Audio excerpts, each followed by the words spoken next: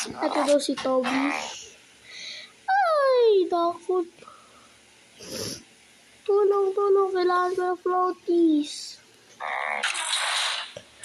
Tumasang aso.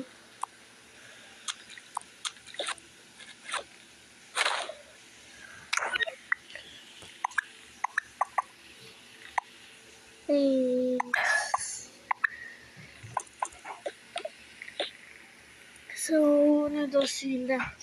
Pupunta daw sa sofa. Diyan sila daw.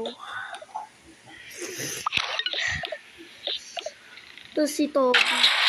Umiyak. Tumakbo daw si Toby sa may aso ng bahay. So, pumunta daw sila sa may shopping para ikulong yung Tobs ito.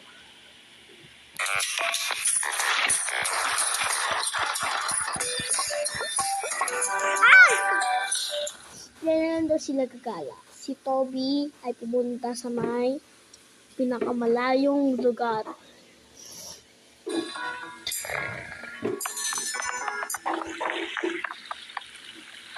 Hinanap ni Toby ang mga ganito.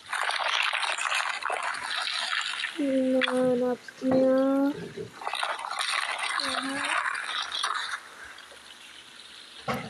Para makapasok siya.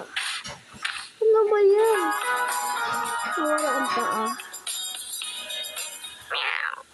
Meow.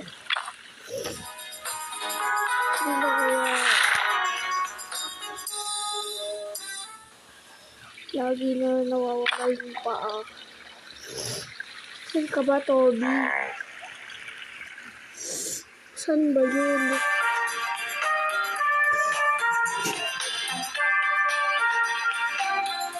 Ano ba yan? Sige nga, bye-bye.